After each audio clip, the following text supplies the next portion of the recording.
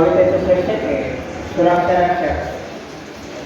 अंगावर दिसते रुबाबदार खाकी वर्दी, वर्दीत प्रत्येकाची काळजी घेणारा लपलेला असतो एक दर्दी, जो कामाच्या ठिकाणी बिनकामाची पटकन हटवतो गर्दी.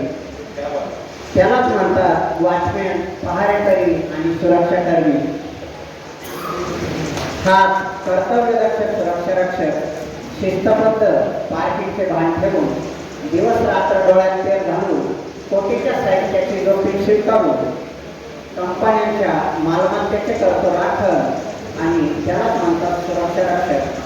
सकल जनांसाठी तत्पर सेवेत जीवाचे रान करणारा, कंपनीच्या कामाची वाढवतो शान, अधिकारी वरिष्ठांचा कायम राखून मान,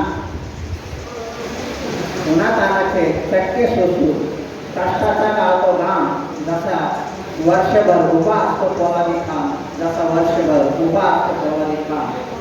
वेळ प्रसंगी इतरही कामाचा उचलतो भार, त्याला दिला जातो अत्यल्प पगार. त्यावर त्याच्या मुलांचे शिक्षण, आईबाप, घरदार, तर भाड्यापोटी कधी उघड्यावर संसार. कामावर रुजू झाल्यापासून हाच कामगार, हीच व्यथा सुरक्षा रक्षकांची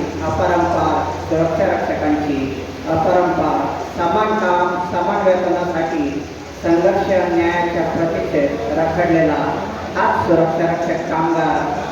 गृहकर्ज, पगारवाढ, वैद्यकीय विमा यापासून कायमच वंचित राहिला आणि यातच सुधारणा करून बदलावा त्याचे संचित आणि त्याला भेटावे त्याचे भाग्याचे नशीब. सुरक्षा रक्षकांच्या प्रत्येक आस्थापनेत त्याला कायम करा आणि हीच विनंती करतो मी महाराष्ट्र शासन आणि प्रशासनाला. हीच विनंती करतो शांतारामचे सांगणे, मायबाप सरकारला.